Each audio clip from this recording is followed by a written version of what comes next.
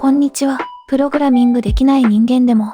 3ヶ月で短編ノベルゲームが作れたので、今回はその制作レポをお届けします。3ヶ月毎日やったわけではなくて、空いたタイミングでコツコツ進め、計135時間で完成しました。知名度ゼロにもかかわらず、想像以上にプレイいただけたのが衝撃でした。絵描きさん、一次創作者さん、何か表現したいけどなかなか時間の取れないクリエイターの皆様、よかったら見ていっていただけると嬉しいです。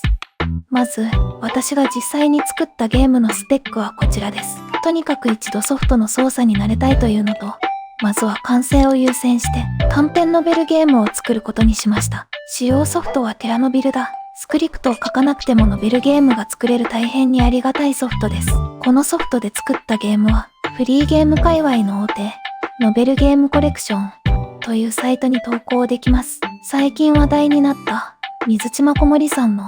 水中のカルテもこちらで公開されていますね。今回作るのはノベルゲームなので、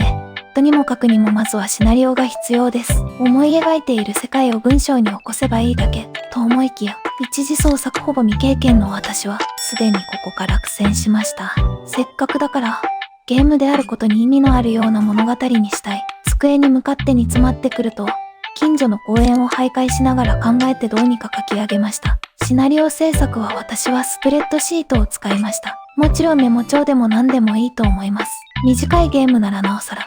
どうにかシナリオができたので、一旦仮素材でゲームを組んでみることにしました。とにかく最後まで作り切るために、最低限の動作だけ確認して、最後までプレイできたので、素材作成に進みました。よく見知ったイラストを描くフェーズですが、制作ツールで少し悩みました。シナリオとの兼ね合いで、キャラクターのビジュアルはできるだけシンプルにしたかったのですが、画面がめちゃくちゃ寂しくなりそう。そこで、3DCG ソフトのブレンダーで、少し動きのあるイラストを描くことにしました。背景は普通にモデリングして作りました。過去作った家具から流用できるものは流用。質感を変えれば別物に見えるでしょ。見えるよね。結果的にゲーム全体があまり見ないようなビジュアルになってよかったです。しかしこの動きのある表現はフリーゲームにおいては全くおすすめしません。このタイミングで BGM や効果音はフリーのものをお借りし、イラストも完成したのでゲーム内の仮素材を差し替えました。さて、いよいよ自分のイラストに BGM がついて、ゲームが進行するところを目の当たりにすることになります。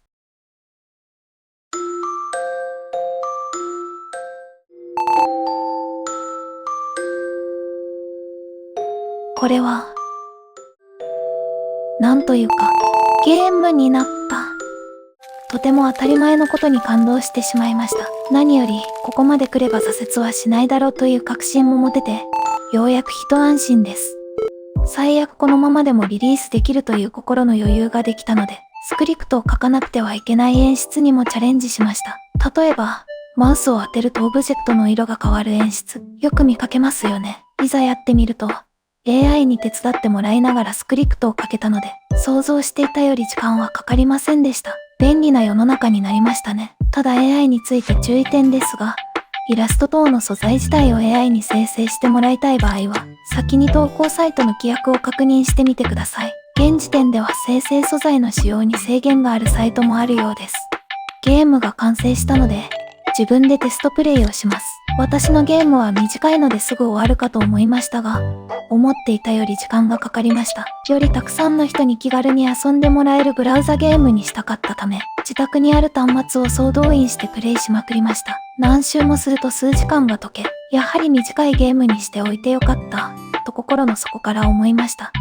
自分以外の人にもお願いしてプレイしてもらいました。自分では全く気がつかなかったことを指摘してもらったので、もし人に頼めるなら絶対お願いした方がいいと思います。例えば、この画面では矢印を動かして探索場所を選ぶのですが、矢印の先を押しても反応しない、とフィードバックがありました。矢印の画像自体がボタンになっているから、矢印の周辺を押しても反応しないんですよね。なるほど。これは気づかなかった。この指摘を受け、矢印の画像をこのように修正しました。そして、このタイミングで幾度となく大掛かりな修正を重ね、ようやくゲームを完成させることができたのでした。なぜこんな短いゲームで何度も修正が必要だったのか。もしかしたらここまでで、ゲーム制作に興味が湧いた方もいらっしゃるかもしれないので、私が実際にハマった地雷をご紹介しておきます。地雷その1、ファイル名の穴。投稿サイトによっては、素材のファイル名に日本語が混ざっていると、うまくゲームが動作しないことがあるそうです。なので、素材はすべてファイル名を半角英数にしましょう。ゲーム制作者なら当たり前のことすぎて鼻で笑われそうな話ですが、実際私はリリース直前に気がつきました。ファイル全差し替え1回目。地雷その2、サファリ厄介すぎ問題。実はサファリは他に比べ制約が多いブラウザらしいです。私はテストプレイ時に、サファリだとゲーム内の動画が再生されないことに気がつきました。ファイル全差し替え2回目。地雷その3、ブラウザゲーム繊細すぎ問題。今回の主線をうにょうにょさせる表現、見た目は良かったのですが、ブラウザゲームとは超絶相性が悪かったです。1秒もない超短いループムービーを使っているのですが、ブラウザプレイすると、環境によっては無慈悲にもフリーズ、YouTube とかは普通に再生できる環境でもフリーズ、もはや絶望もしなくなってきたファイル全差し替えも試み、圧縮に努めましたが、ファイル全差し替え3回目。大して改善せず、最終的にブラウザ版しか投稿できないサイトは投稿を諦めました。このままスマホ対応も諦めるしかないかと絶望しましたが、ゲーム投稿サイト、のべこれ様の神機能のおかげで、スマホプレイが実現できたのは救いでした。動画を対応しないは当たり前で、画像についてもできるだけサイズを落とした方が良さそうです。どうやらドット絵は、単にレトロゲームっぽくておしゃれだから使われているわけではないらしい。あれは、できるだけ画像の解像度を下げてファイルを軽くするための、極めて実利的な知恵です。さて、そんなこんなで幾度もファイル全差し替えという事故を繰り返してきた本作ですが、果たして誰かにプレイしてもらえたのでしょうか。のべこれ投稿から約2ヶ月経過した現時点で、400人以上の方にプレイいただきました。なんと実況動画も5、6本発見。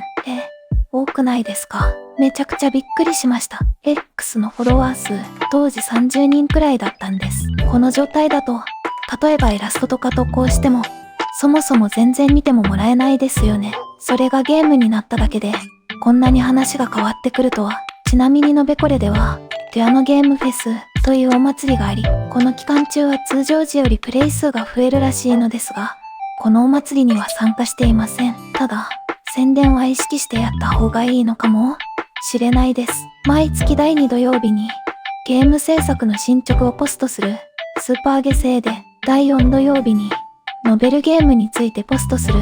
プレミアムノベルゲ製で、というイベントがあるのですが、そこに投稿してみたら、いいねをたくさんいただきました。どうやらがっつりタグを巡回している方がいるようです。すごい。あるいは宣伝はあまり関係なくて、のべこれの新着ゲームをコンスタントにプレイしている人がたくさんいる、ということかも。もし事情に詳しい方がいたら教えてください。以上、イラストしか描けない。なんなら一次創作すらほぼ経験なしの私のゲーム制作レポでした。自分のイラストが動いて物語になる様は、想像していた以上に感動的。というか不思議な経験でした。のべこれには多種多様なゲームがたくさん投稿されています。興味が湧いた方は、肩肘張らず、プレイ時間5分からの短編ゲームからでもぜひ作ってみてください。楽しかった。最後までお付き合いいただき、ありがとうございました。今後もいろいろな初心者レポを投稿していくので、よかったらチャンネル登録、フォローしてお待ちください。今後ともどうぞよろしくお願いいたします。